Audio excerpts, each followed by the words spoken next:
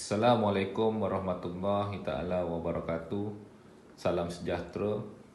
Hari ini saya sebagai seorang rakyat yang prihatin ingin memohon kepada Suruhanjaya Pencegahan Rasuah menyiasat keabsahan maklumat yang terdapat pada portal Mahazalim Return dan hubungan Yang Arif Muhammad Nazlan bin Muhammad Ghazali dengan penjenayah dan 1MDB, dan juga menyiasat sama ada komunikasi antara Yang Arif Datuk Muhammad Nazlan dan Gopal Sri Ram ataupun Tun Mahathir pada sebelum beliau mengendalikan kes SRC dan pada ketika perjalanan kes SRC ataupun dengan mana-mana wakil Tun Mahathir pada masa itu.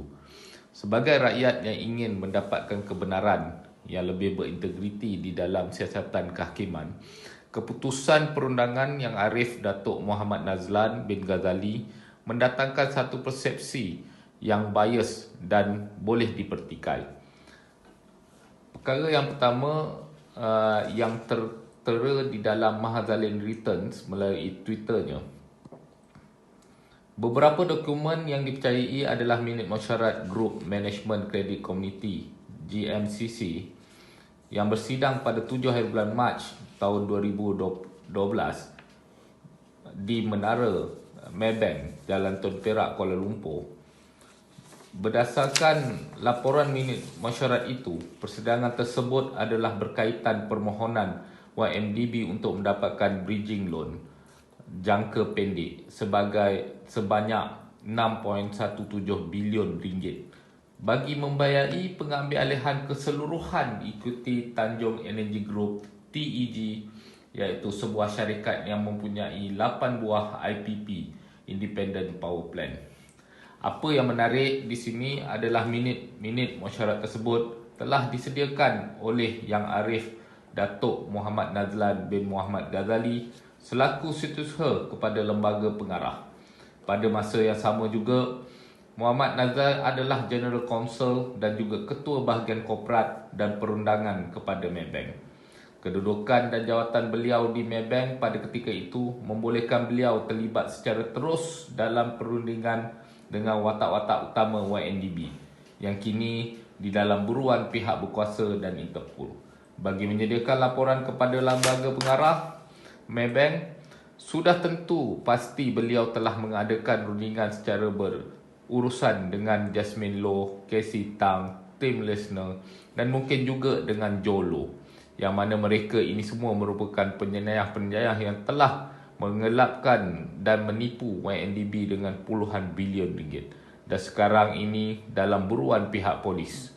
Mengikut keterangan dari saksi-saksi pendakwa dalam kes YNDB seperti Syarul Hazim dan Azmi, mereka menyatakan bahawa Jasmine Low dan Tim Lesner sangat terlibat dalam urusan fundraising bagi tujuan mengambil alih Tanjung Energy Group TEG.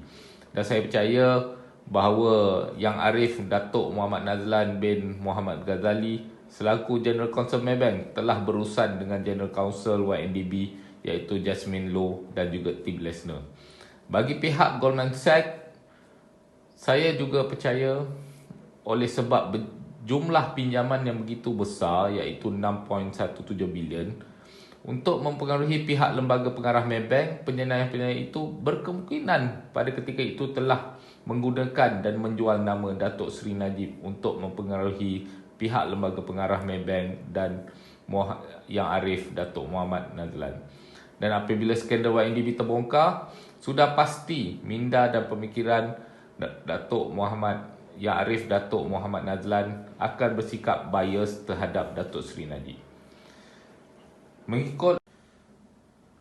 Mengikut pandangan saya, kewibawaan Yang Arif Datuk Muhammad Nazlan dalam mengendalikan atau menjatuhkan keputusan hukuman kepada Datuk Seri Najib boleh dipertikai kerana beliau tidak pernah mengendali kes-kes yang berprofil tinggi, yang pertama. Yang keduanya, beliau terlibat secara langsung di dalam kes YNDB ini. Beliau juga merupakan seorang hakim junior yang tiada pengalaman pada masa kes SRC berjalan. Yang Arif Hakim Datuk Muhammad Sofyan Abdul Razak lebih senior dan berpengalaman. Yang Arif Hakim Muhammad Sofyan tanpa sebarang sebab dan alasan telah ditukarkan dan diganti dengan Yang Arif Hakim Muhammad Nazlan Muhammad Ghazali. Kemudian setelah mensabitkan Datuk Seri Najib dengan kesalahan yang dituduh, Yang Arif Hakim Muhammad Nazlan bin Muhammad Ghazali telah ditukar kembali ke bahagian sivil dan kemudian dalam masa setahun beliau telah dinaikkan pangkat menjadi Hakim Mahkamah Rayuan. Kenaikan pangkat yang mendadak dan memintas hakim-hakim lain yang lebih senior jauh berpengalaman menimbulkan tanda tanya apakah ini adalah satu gratification atau imbuhan kerana mensabitkan Datuk Seri Najib. Saya mohon pihak berkuasa SPRM melakukan siasatan dengan terperinci dan menyeluruh terhadap permohonan ataupun laporan saya ini. Sekian laporan saya. Wabillahi taufiq wal hidayah. Assalamualaikum warahmatullahi taala wabarakatuh dan salam sejahtera.